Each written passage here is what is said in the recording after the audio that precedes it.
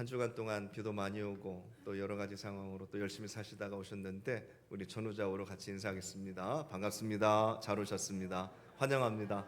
예, 환영합니다. 축복합니다. 사랑합니다.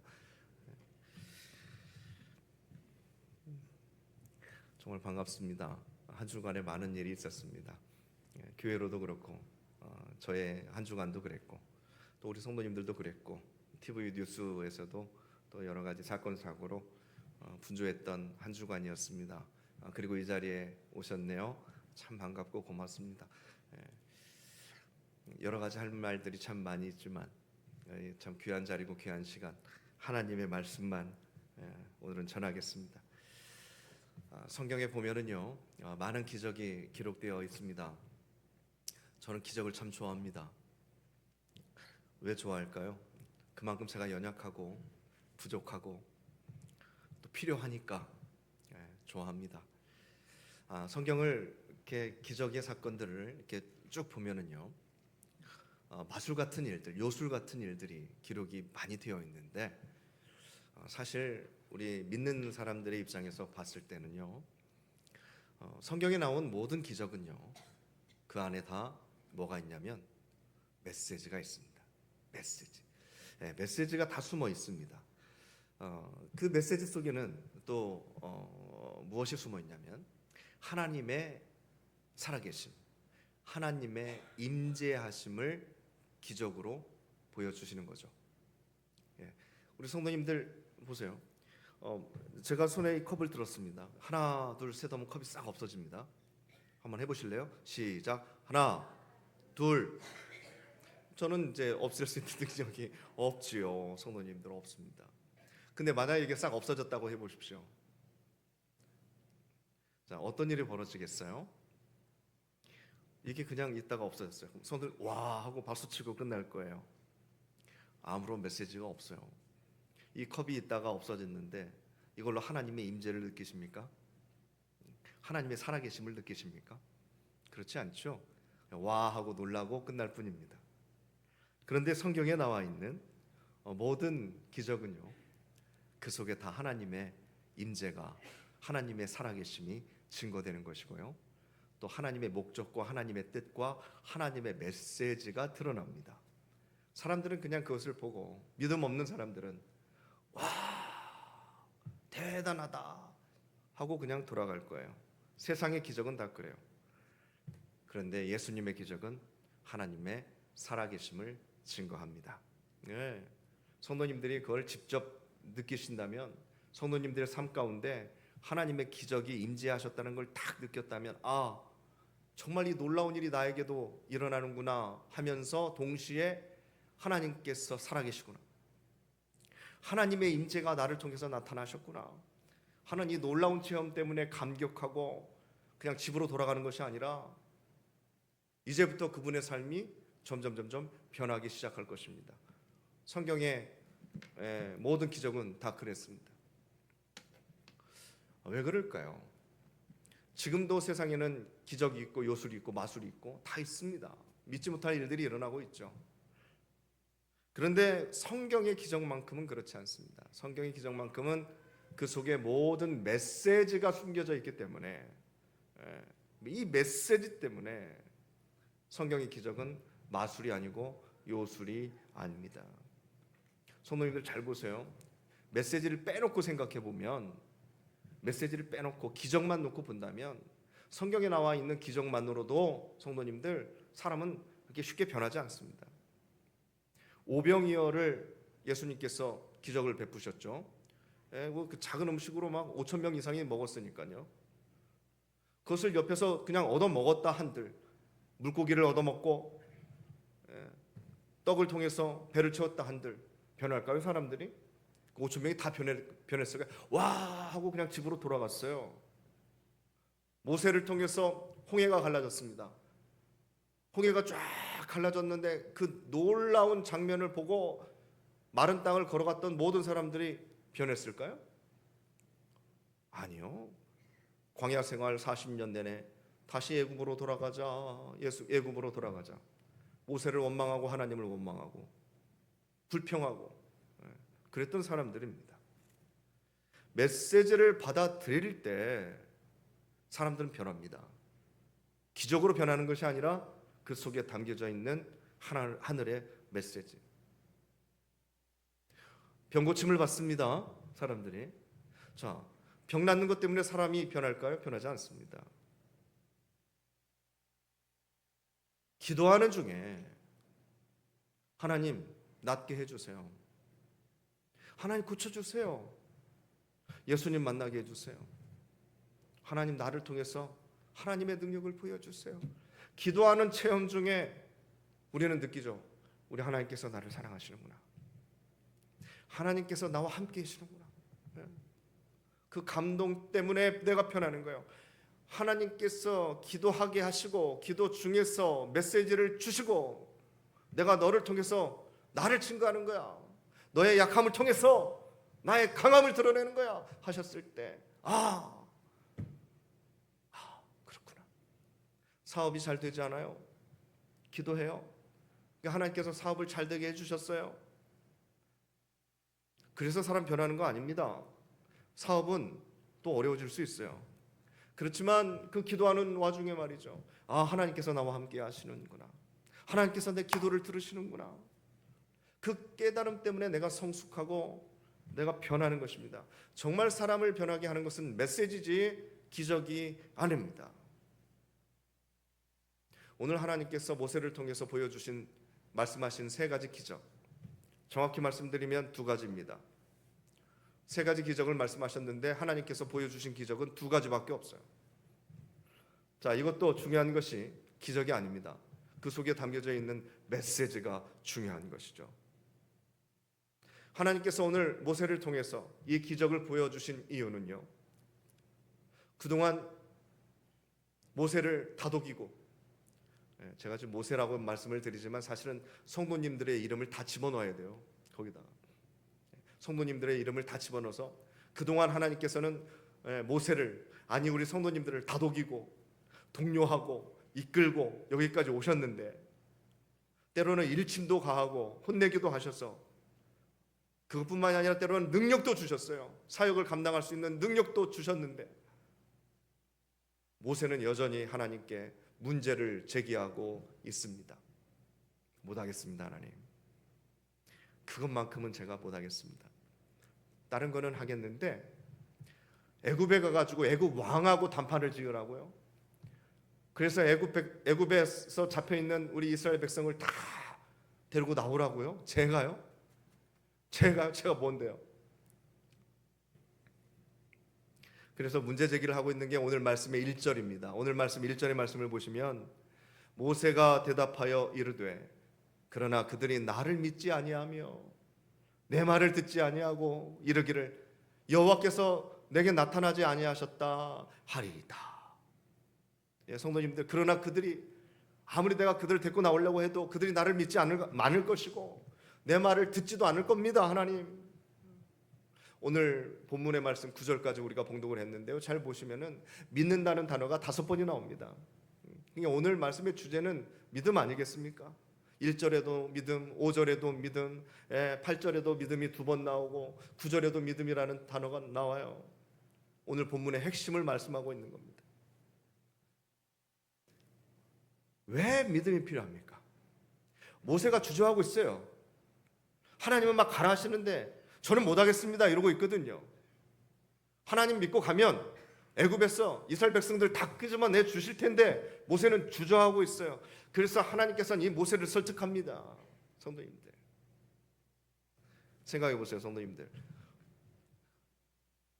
안 하면 됐잖아요. 딴 사람도 있잖아요. 김 권사님도 있고 이 권사님도 있고 박 권사님도 있잖아요. 근데 왜 꼭 모세예요? 모세가 안 하겠다고 하면 이스라엘 백성들을 설득하면 되잖아요. 하나님께서 이스라엘 백성들에게 기적을 쫙 보여주시고 나와라 하면 되잖아요. 그런데 왜 모세예요? 도대체 왜? 하나님의 마음은 모세 당신에게 관심이 있는 겁니다.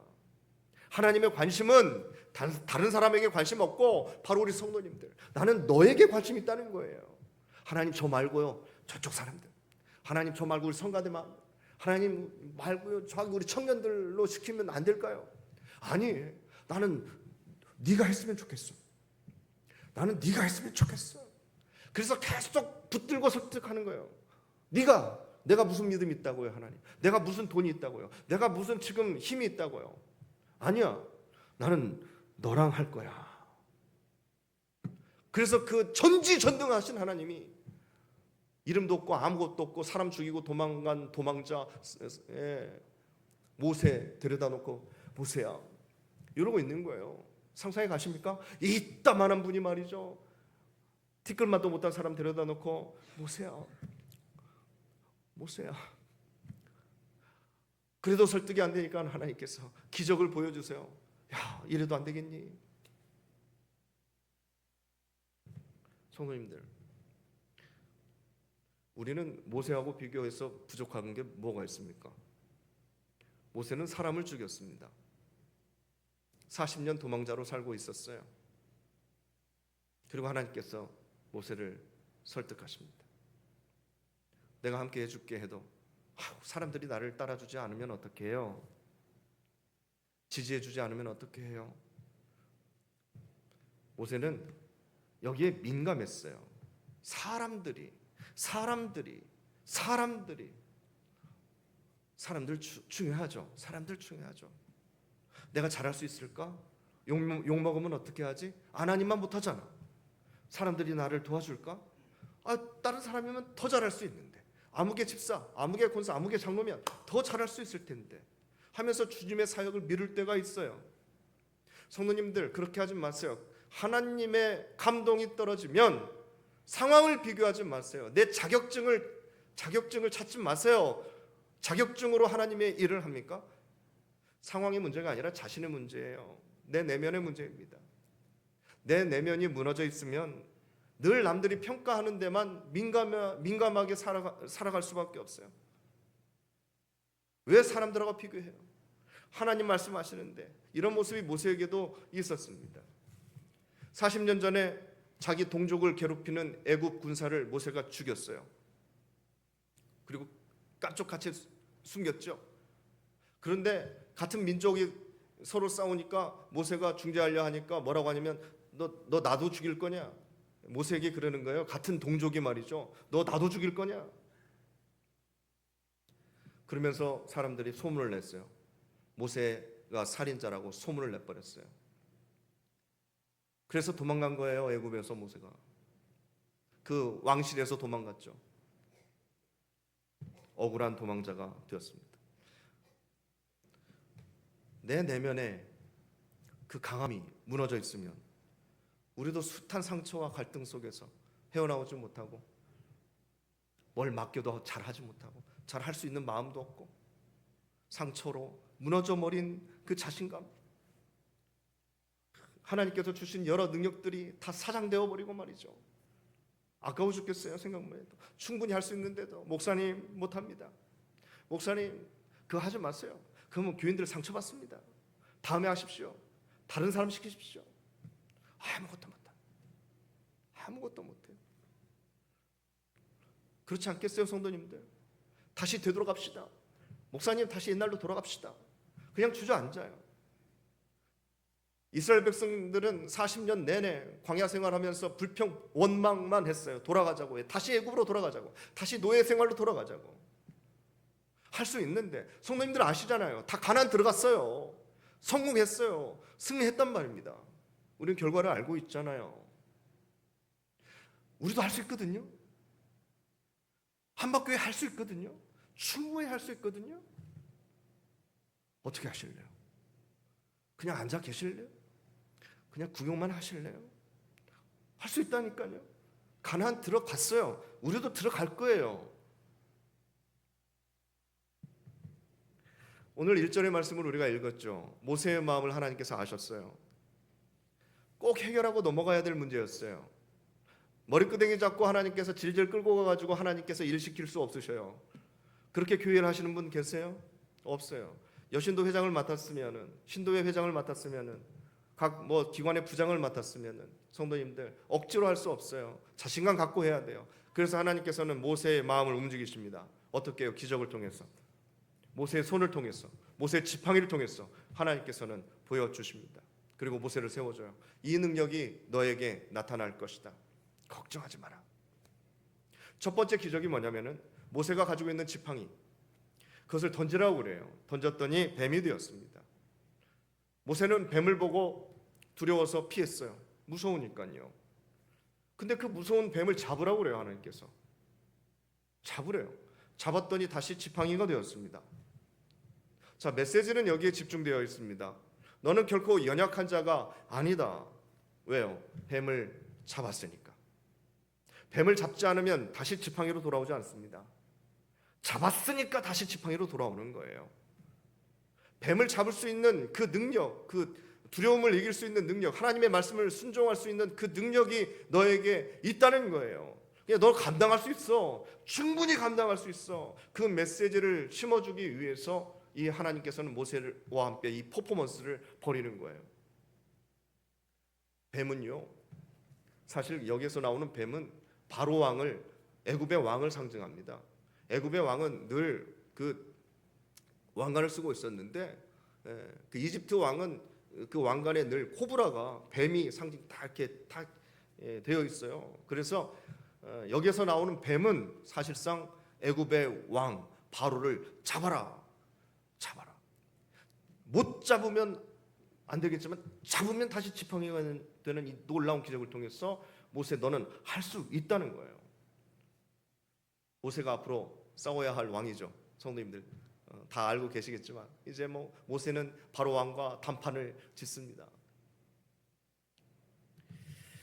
사람들은요, 지팡이가 뱀이 된 사실을 보고 놀라겠죠.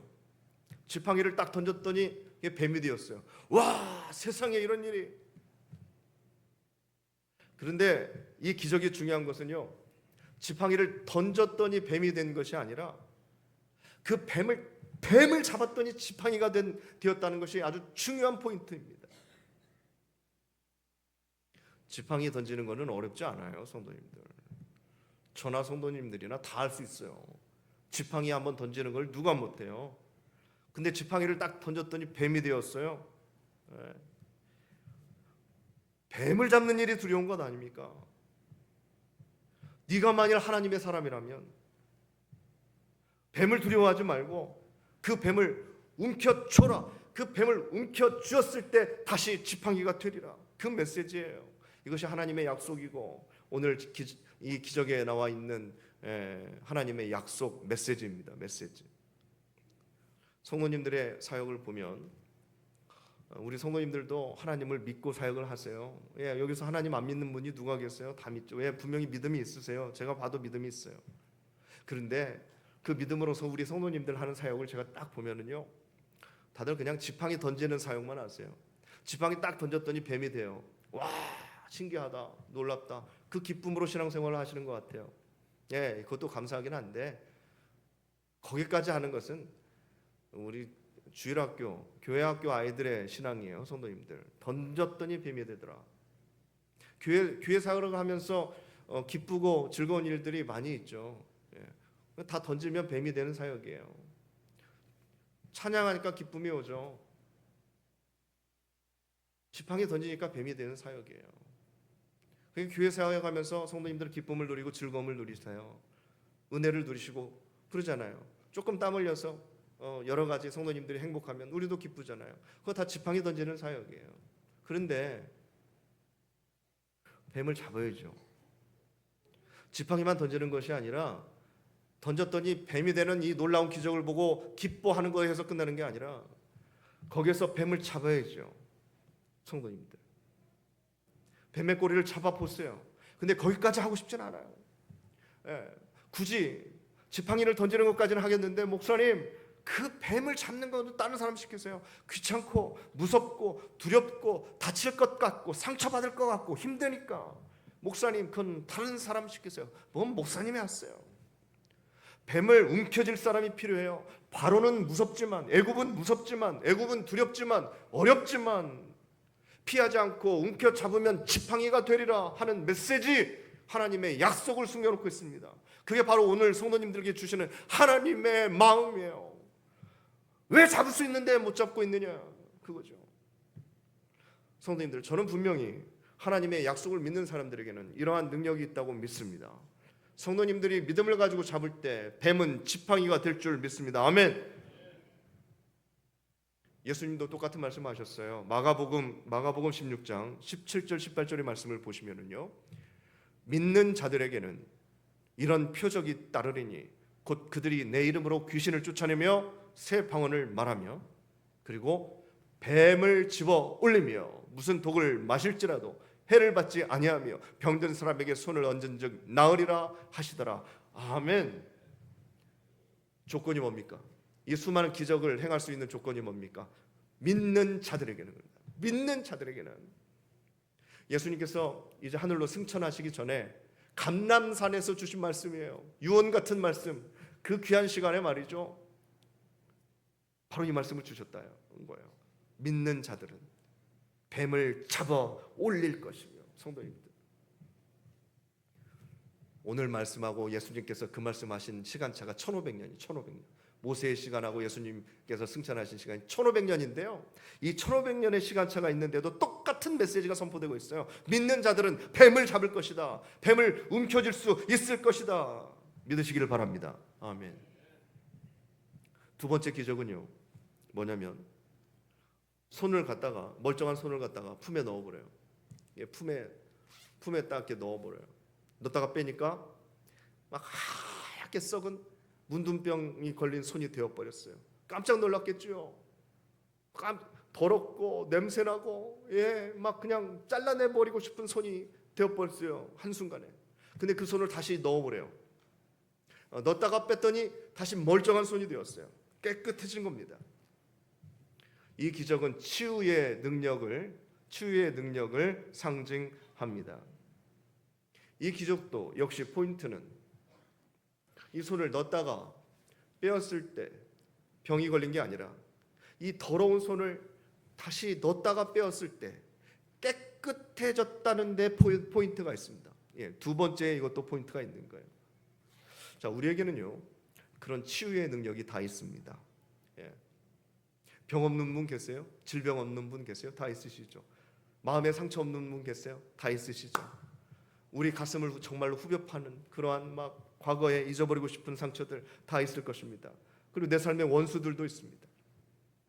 그 아픔을 드러내면, 그 아픔을 끄집어내면 문둥병 걸린 손처럼 비참하고 창피하고 후회스럽고 그냥 어디 가서 확 죽어버리고 싶은 심정일 수 있겠지만, 그런데 성도님들, 절대로 절망하지 마세요.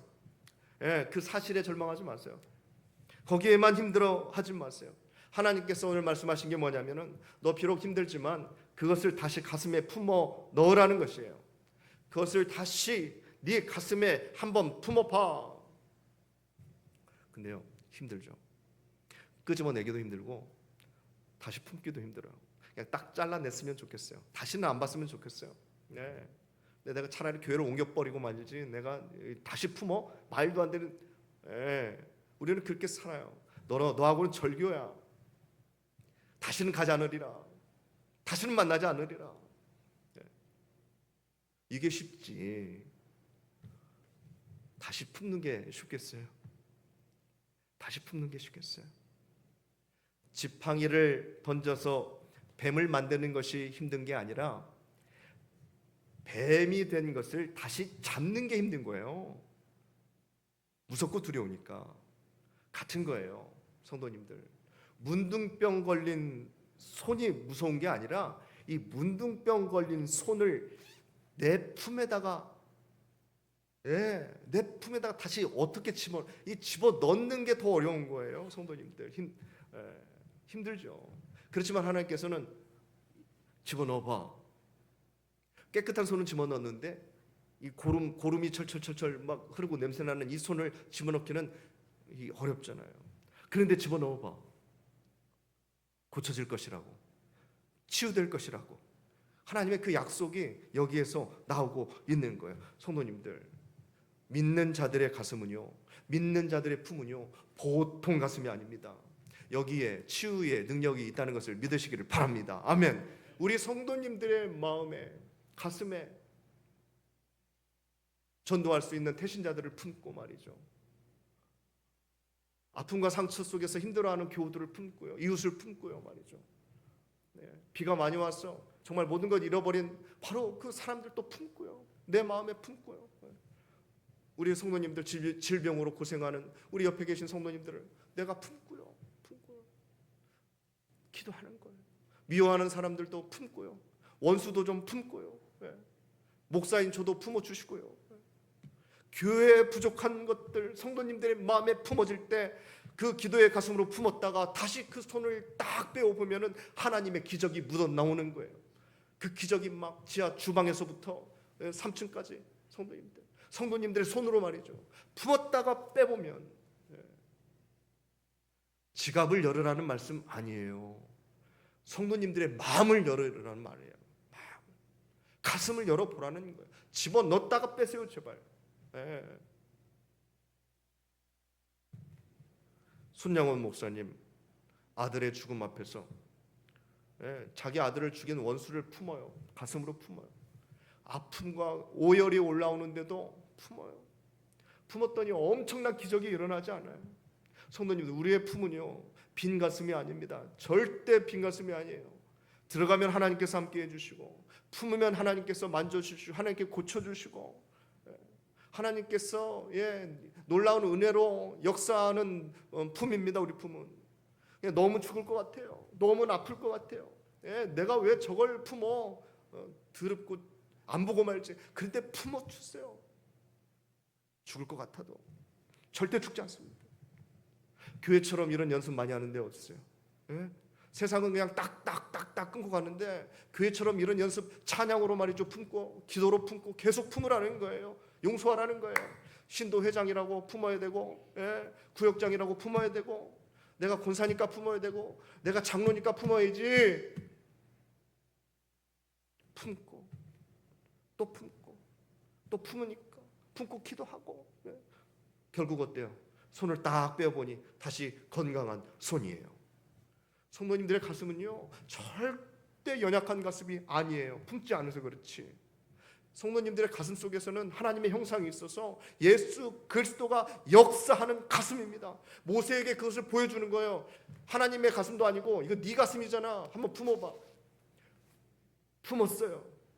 뺐더니 치유의 손이 된 거예요. 너의 가슴은 그런 가슴이다. 네 가슴으로 이스라엘 백성을 품어라. 너를 따를 것이다. 네 말을 들을 것이다. 너를 따라올 거야. 너를 지지할 거야. 그 메시지. 성도입니다. 세 번째 메시지는, 세 번째 기적은요 어떤 기적이에요? 나일강 물을 떠와야 돼요. 나일강 물을 떠다가 땅에 부으면 피가 될 것이다. 이게 세 번째 기적입니다. 그런데 앞에 두 번의 기적과 다른 점이 있다면은 앞에 두 가지 기적은 실제로 지금 다 일어났어요. 그런데 세 번째 기적은 행해지지 않았습니다. 왜 그랬을까요? 나일강이 좀 멀어서 그랬을까요? 저는 그렇게 생각할 수 있는데요. 그런데 세 번째 기적이 일어나지 않은 이유는요 바로 이겁니다. 성도님들, 하나님의 기적은요 여기서 끝나지 않는다는 거예요. 그러니까 세 번째 기적 안 일어났네 끝 하고 가는 게 아니라 세 번째 기적이 남아있다는 거예요. 아직 남아있다. 하나님의 기적은 여기서 멈추지 않는다. 세 번째 기적은 그냥 열어두신 채로 오늘 말씀이 끝났어요. 정말로 모세가 강물을 떠왔다면 피가 되는 그런 기적이 분명히 일어나겠지만 안 했잖아요. 하나님께서 의미하시는 것은 세 번째 기적으로도 모세 네가 안 믿으면 네 번째 기적도 있을 것이고, 다섯 번째 기적도 있을 것이고, 여섯 번째, 열 번째 기적도 있을 것이라는 것을 의미하는 거예요. 그래서 세 번째 기적이 일어나지 않았어요. 남겨놓으신 거예요. 애굽 왕하고 나중에 모세가 담판을 벌이죠. 근데 안 들어주잖아요. 10가지 기적이 있었어요. 10가지 기적. 10번째 기적에도 애굽 왕이 마음을 돌이키지 않으면 하나님께서는 11번째 기적, 12번째 기적, 13번째 기적을 통해서 애굽 왕의 마음을 바꿨을 거예요. 성도님들 100번째까지라도 갔을 거예요. 우리 하나님은 그런 하나님이십니다. 하나님께서 뭐 하다가 포기한 적 있으세요? 아이고 안 되겠네. 그런 적 있으세요? 한 번도 없습니다. 예수님께서 사역하시다가 진짜 안 되겠냐고 포기하신 적 있으세요? 그런 사역이 어디 있어요? 예수님께서 안 되면 죽었다가 살아나서라도 예수님께서는 완성시킵니다. 그런 분이 바로 우리 예수님이세요. 사랑하는 성도님들, 오늘 모세를 통해서 보여주시는 하나님의 기적은요, 메시지입니다. 우리가 세상과 대적해서 승리해야 하는, 살아가야 하는 우리에게 주시는 메시지, 모세에게 주시는 메시지가 아니라 성도님들에게 주시는 메시지예요. 자신 없어서 주저하는 모세의 모습은 우리하고 똑같습니다. 그런데 뱀을 잡아야 되고 아프고 힘들고 더러운 것들을 가슴에 품어야 하는 우리의 상황 똑같습니다. 성도님들 어떻게 하실래요? 어떻게 하시겠어요? 잡으실 거예요? 던지기만 하실 거예요? 더러운 거 품으실 거예요? 구경만 하실 거예요? 자신 없어 하는 우리에게 하나님께서는 오늘 말씀을 주셨어요. 품어라. 품어라. 못할 것 없다. 너는 뱀도 잡을 수 있고 너는 서로의 상처도 다 싸맬 수 있는 가슴을 가지고 있다. 너의 인생과 너의 가정과 너의 교회를 회복시킬 능력이 있다. 그러니 세상에 굴복당하지 말고 주저하지 말고 가라! 가라. 일어나라 하는 거예요. 일어나라. 사랑하는 성도님들, 이 시대에도 하나님의 메시지는 동일합니다. 하나님께서는 지금도 모세를 찾고 있어요. 하나님께서는 지금도 하나님의 일을, 하나님의 사역을 감당할 사람들을 찾고 계세요.